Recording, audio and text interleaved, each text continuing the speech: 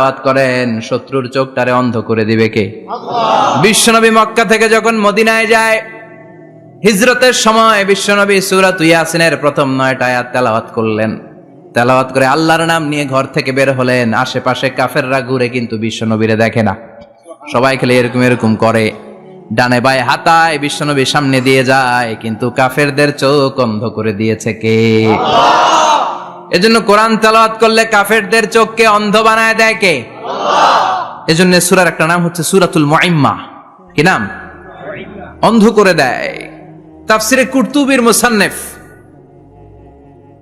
ইমাম আল কুরতুবি, উনাকে জালিম বাদশা বন্দী করেছিল। ওনার তাফসিরে এসেছে উনি শক্তিশালী লোক ছিলেন, জেলখানা ভেঙে বাঁচার জন্য দিছে দৌড়। উনারেও ধরার জন্য জালিম বাদশার সৈনিকেরা ঘোড়া নিয়ে রওনা হয়েছে, উনিও দৌড়ায়, ঘোড়াও পেছন থেকে আসে। ওমিয়া মানুষ কি ঘোড়ার দৌড়ের সাথে পারে? উনি হাঁটতে হাঁটতে হয়রান হয়ে এক বালুর ময়দানে যে ধপাস করে পড়েছে। ওরাও ঘোড়া দিয়ে এসে নেমেছে, কিন্তু আজীব তামাশা, উনি বালুতে ধপাস করে পড়েই সূরা ইয়াসিনের প্রথম 9 আয়াত তেলাওয়াত করতে শুরু করেছেন। ওরা নিচে নেমে ডানে বায়ে সামনে পিছনে খালি খুঁজে, কিন্তু দেখে না, সামনে কিন্তু বসা। ওদের চোখটার অন্ধ করে দিছে কে? আল্লাহ। বিশ্বাস হয়? এজন্য বিপদে পড়লে সূরা ইয়াসিনের প্রথম 9 আয়াত পড়তে রাজি আছেন? আল্লাহ তুমি তৌফিক দাও, আমিন। আর জোরে পড়েন আমিন, আমিন। এজন্য আল্লাহ চমৎকার এভাবে এই সূরাটা শুরু করে দিলেন। 2টা কাটা অক্ষর দিয়ে আল্লাহ বললেন ইয়াসিন ওয়াল কুরআনিল হাকীম ইন্নাকা লামিনাল মুরসালিন আলা সিরাতিম মুস্তাকিম। পড়েন সুবহানাল্লাহ, সুবহানাল্লাহ। ইয়াসিন সূরাটা শুরু করলেন কি দিয়ে? ইয়াসিন। এটা কি কোনো বাক্য? এটা কি কোনো শব্দ? এটা কি অক্ষর? 2টা। প্রথম অক্ষরের নাম, দ্বিতীয়টা আওয়াজ করে বলেন, প্রথম অক্ষরটার নাম ইয়া, দ্বিতীয়টা সিন। খুব চমৎকার না? বাক্য দিয়ে এই সূরাটা শুরু করে নাই। যেমন ইযা জুলজিলাতিল আরদু জিলজালাহা, এই সূরার প্রথম আয়াত, এটা একটা বাক্য না? জি। ওয়াদ-দুহা ওয়াল-লাইলি ইযা সাজা, বাক্য না? জি। কিন্তু ইয়াসিন এটা কি কোনো বাক্য? না। এটা কি কোনো শব্দ? না, এটা কাটা 2টা অক্ষর। সুবহানাল্লাহ পড়েন। সুবহানাল্লাহ। আল্লাহ 114টা সূরার প্রায় 29টা সূরা এরকম কাটা কাটা অক্ষর দিয়ে শুরু করেছেন। সুবহানাল্লাহ নাই? সুবহানাল্লাহ। এই 29টা সূরা কখনো আল্লাহ একটা অক্ষর দিয়ে শুরু করেছেন, কখনো 2টা অক্ষর দিয়ে, কখনো 3টা দিয়ে, কখনো 4টা দিয়ে, কখনো 5টা দিয়ে। একটা অক্ষর দিয়ে আল্লাহ কোরআনের সূরা শুরু করেছেন। এরকম একটা সূরা বলেন, নুন ওয়াল কলামি ওয়া মা ইয়াসতুরুন। নুন, নুন দিয়ে সূরা শুরু হয়ে গেছে। তারপরে কফ, এক অক্ষর দিয়ে সূরা শুরু হয়ে গেছে। সুবহানাল্লাহ পড়েন। সুবহানাল্লাহ। এবার বলেন 2 অক্ষর দিয়ে সূরা শুরু হয়েছে এরকম সূরা বলেন। আমিন। এত দূরে যান কেন? এটা আছে না নাই? আছে। ইয়াসিন। সুবহানাল্লাহ পড়েন। ইয়াসিন 2 অক্ষর দিয়ে। তারপরে হামিম। এবার 3 অক্ষর দিয়ে আল্লাহ সূরা শুরু করছেন এরকম, আলিফ লাম মিম তাসিন মিম। আল্লাহু আকবার। আল্লাহু আকবার। আবার 4টা অক্ষর দিয়ে সূরা শুরু হয়েছে এরকম আছে না নাই? আবেশরাব কোন? আলিফ লাম মিম র, আলিফ লাম মিম সাদ, আছে না নাই? আবার 5টা কাটা অক্ষর দিয়ে সূরা শুরু হয়েছে এরকম সূরাও আছে না নাই? সূরা মারিয়ামের শুরুতে কি আছে? কাফ হা ইয়া আইন সাদ। সুবহানাল্লাহ পড়েন। এরকম প্রায় 29টা সূরা আল্লাহ কাটা কাটা অক্ষর দিয়ে শুরু করেছেন, কোনো বাক্য দিয়ে নয়, কোনো শব্দ দিয়ে নয়। কি দিয়ে? হারফ দিয়ে। হারফ, এই হারফগুলোরে বলে হুরুফ আত-তাহাজ্জি বা হুরুফ আল-মুকাত্তাআত, কাটা কাটা অক্ষর। মনে রাখবেন কোরআনের আয়াতগুলো 2 ভাগে বিভক্ত, একটা মুহকাম, একটা মুতাশাবিহ।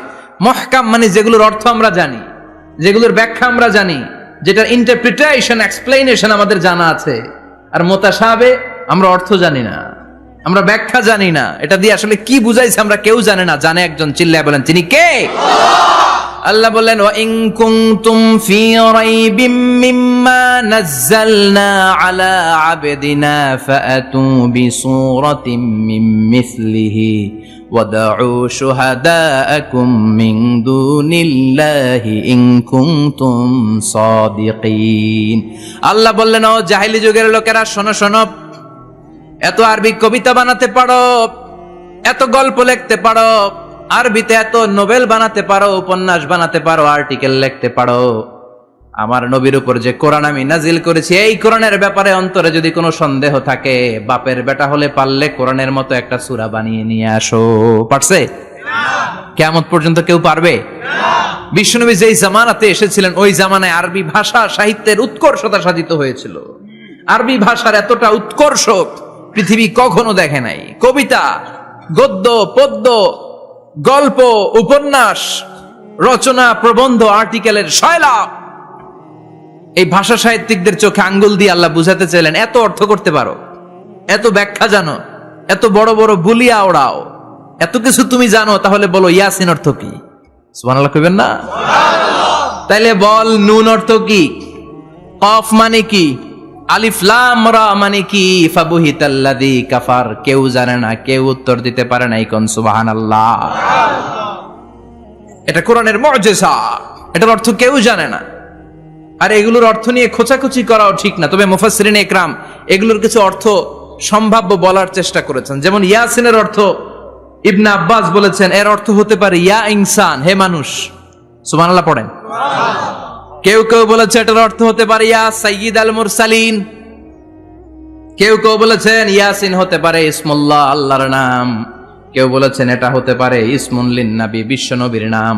আবার কেউ কেউ বলেছেন ইয়াসিন হতে পারে এই কোরআনে কারিমের একটা নাম। কোন সুবহানাল্লাহ। এই সম্ভাব্য সব কথাগুলো বলে পৃথিবীর সব মুফাসসিররা বলতে বাধ্য হয়েছেন আল্লাহু আ'লামু বিমুরাদিহি বিহি। এটার দ্বারা আসল অর্থ যে কি, এটা আমরা কেউ জানি না। জানে কে? আল্লাহ। চিৎকার করে বলতে হবে, জানে কে? আল্লাহ। তাহলে ইয়াসিন মানে আমরা জানি না। ইয়াসিনের অর্থ আমরা ছেড়ে দেব কার উপর? আল্লাহ। এরপর আল্লাহ বললেন ওয়াল কোরআনিল হাকিম, প্রজ্ঞাময়, বিজ্ঞানময় কোরআনের শপথ। ওয়াল কোরআনিল হাকিম, বিজ্ঞানময়, প্রজ্ঞাময় কোরআনের শপথ বা কসম। ওয়াল কোরআনিল হাকিম, যে ওয়া, এই ওয়াটারে আরবিতে বলে ওয়া আল কাসামিয়া। কি বলে? ওয়া আল কাসামিয়া। কসম কাটার জন্য আল্লাহ এই ওয়া ব্যবহার করেছেন। যত জায়গায় কোরআনে আল্লাহ কসম কেটেছেন, ওই কসমের শব্দটার আগে ওয়া আছে না নাই? ও মিয়া, কোরআনে আল্লাহ সময়ের শপথ করেছেন, কসম কেটেছেন, যুগের কসম কেটেছেন। যুগের সময়ের আরবি হলো আল আসর। এই আসরের আগে ওয়া আছে না নাই? কি বলছে আল্লাহ? ওয়াল আসর, ওয়াল। আবার তিন ফলের কসম আল্লাহ কোরআনে কেটেছেন। কি বলেছেন? ওয়াত্তিন, মানে তিনের কসম। জাইতুনের কসম কেটেছেন, বলেছেন ওয়াজ্জাইতুন। তুর পাহাড়ের কসম কেটেছেন, বলেছেন ওয়াতুরে সিনিন। যত জায়গায় কসম, তত জায়গায় ওয়াও আছে না নাই? পাহাড়ের নামে কসম কেটেছেন, আল্লাহ বলেছেন ওয়াতুর। সূর্যের নামে কসম কেটেছেন, আল্লাহ বলেছেন ওয়াশ-শামসি ওয়া দুহাহা। সুবহানাল্লাহ কইবেন না? ফজরের নামে কসম কেটেছেন। কি বলেছেন? ওয়াল ফাজর। জিলহজ মাসের প্রথম 10 রাতের কসম কেটেছেন। কি বলেছেন? ওয়া লায়ালিন আশর। জোর আর বেজরের কসম কেটেছেন, আল্লাহ বলেছেন ওয়াশ-শাফঈ ওয়াল ওয়াতর। সূরা ইয়াসিনে কাটা কাটা দুইটা অক্ষরের পরে রব্বুল আলামিন কোরআনের কসম কেটেছেন। এজন্য আল্লাহ বলেছেন ইয়াসিন ওয়াল কোরআনিল হাকিম। ইয়াসিন ওয়াল কোরআনিল হাকিম, প্রজ্ঞাময়, বিজ্ঞানময় কোরআনের শপথ। কোরআনের মধ্যে বিজ্ঞান আছে না নাই? বেশি না কম? বিশ্বাস হয় না নাস্তিকদের কথা বিশ্বাস হয়? নাস্তিকরা বলে কোরআনের মধ্যে বিজ্ঞান নাই, কোরআনের মধ্যে সায়েন্স নাই, কোরআনের ভেতরে টেকনোলজি নাই। কিন্তু কোরআন বলে এমন কিছু নাই, মানুষের প্রয়োজনীয় এমন কিছু নাই যেটা আমার ভিতরে নাই। আল্লাহু আকবার। আল্লাহ বললেন মা ফররাতনা ফিল কিতাবি মিন শাই, কিতাবের মধ্যে আমি কিছু বাদ রেখে দেই নাই। ইতিহাসের কথা বলেছি, পাতালপুরীর কথা বলেছি, ঊর্ধ্ব জগতের কথা বলেছি, মহাকাশের কথা বলেছি, cosmology, astrology, geology, zoology, botany, human anatomy, embryology, সব কিছুর কথা কোরআনের মধ্যে দিয়েছে কে? আল্লাহ। কোরআনের ভেতরে মানুষের কথা আছে না নাই? আছে। কোরআনের মধ্যে গাভীর কথা আছে না নাই? গাভীর কথাও আছে। কই আছে? হ্যাঁ, সূরাতুল গাভীর সূরা। সুবহানাল্লাহ কইবেন না? সুবহানাল্লাহ। মানুষের কথা আছে সূরাতুল ইনসান, জিনদের কথা আছে সূরাতুল জিন, মাকড়সার কথা আছে সূরাতুল আনকাবুত, মৌমাছির কথা আছে সূরাতুন নাহাল। মৌমাছির কথা বলেছেন, দুধের কথা বলেছেন, প্রাণীর কথা বলেছেন, খাদ্যের কথা বলেছেন, মানুষের দেহ বৈশিষ্ট্যের কথাও বলেছেন। চিৎকার করে পড়েন আল্লাহু আকবার। আল্লাহ বললেন ওয়া আওহা রাব্বুকা ইলান নাহলি আনিত্তাখিযি মিনাল জিবালি বুয়ুতাও ওয়া মিনাশ শাজারি ওয়া মিম্মা ইয়ারিশুন। সুবহানাল্লাহ পড়েন। ওয়া আওহা রাব্বুকা ইলান নাহল, আল্লাহ মৌমাছির কাছে সিক্রেট মেসেজ পাঠিয়েছেন। সুবহানাল্লাহ পড়েন। ওহীকে আরবিতে বলে সিক্রেট মেসেজ। সায়েন্টিফিক আলোচনা শুরু হইতেছে, মনোযোগ আছে না গেছে? জিমানি ধরছে? হ্যাঁ, মনোযোগ আছে না গেছে? লিল্লাহি তাকবীর, লিল্লাহি তাকবীর, লিল্লাহি তাকবীর। আল্লাহ মৌমাছিকে ওহী করেছেন। কি করেছে? দেখেন, ওয়াল কুরআনিল হাকিম, আল্লাহ যে বললেন শেষ হবে না এই কথা। ওয়াল কুরআনিল হাকিম, বিজ্ঞানময় কোরআনের শপথ, প্রজ্ঞাময় কোরআনের শপথ। বিশ্বনবী বলেন লা তুহসা আজাইবুহু, কোরআনের আশ্চর্যান্বিতার কোনো শেষ নাই। ওয়ালা তাবলা গারাইবুহু, কোরআন কোনদিন কারো কাছে পুরাতন মনে হয় না। ফিহি মাসাবিহুল হুদা, কোরআনের মধ্যে আছে হেদায়েতের মশাল। ওয়া মানারুল হিকমা, কোরআন হলো বিজ্ঞানের সুউচ্চ মিনার। লা তুহসা আজাইবুহু, কোরআনের আশ্চর্যান্বিতার শেষ নাই। যতই পড়বেন আপনি আশ্চর্য হয়ে যাবেন, যতই স্টাডি করবেন, যতই অধ্যয়ন করবেন, আপনার চোখকে খুলে দিবে কে? আল্লাহ। ওয়ালা তাবলা গারাইবুহু, কোরআন কখনো পুরাতন হয় না। পুরান হয় নাকি? যার বয়স 50 বছর ধরে নামাজি মানুষ, প্রতি নামাজের প্রত্যেক রাকাতে কোন সূরা পড়া লাগে? তো 50 বছর যদি কেউ নামাজি হয়, তাহলে কত লক্ষবার উনি সূরা ফাতিহা পড়ছে উনি নিজে জানে? তারপরেও কোনোদিন কি মনে হয়েছে সূরা ফাতিহাটা একটু পুরান পুরান লাগে? আজকে কুল হল্লা দিয়ে শুরু করুন, কথা বলেন। পুরান লাগছে কোনোদিন? এত পড়ছি এটা, আজকে আর এটা না, আজকে আর একটা, এরকম মনে হয়? ওয়ালা তাবলা গারাইবুহু, পুরান লাগে না। প্রতিদিন নতুন, প্রতিনিয়তই নতুন, অলওয়েজ নিউ, সব সময় নতুন। এজন্য বিশ্বনবী বললেন লা তুহসা আজাইবুহু, কোরআনের আশ্চর্যান্বিতার শেষ নাই। ওয়ালা তাবলা গারাইবুহু, কোরআন কখনো পুরাতন হয় না। ফিহি মাসাবিহুল হুদা, কোরআনের মধ্যে আছে হেদায়েতের মশাল। ওয়া মানারুল হিকমা, কোরআন হলো বিজ্ঞানের সুউচ্চ মিনার। সুবহানাল্লাহ। আল্লাহ বললেন ওয়া আওহা রাব্বুকা ইলান নাহল, আমি মৌমাছির কাছে মেসেজ দিলাম, সিক্রেট মেসেজ।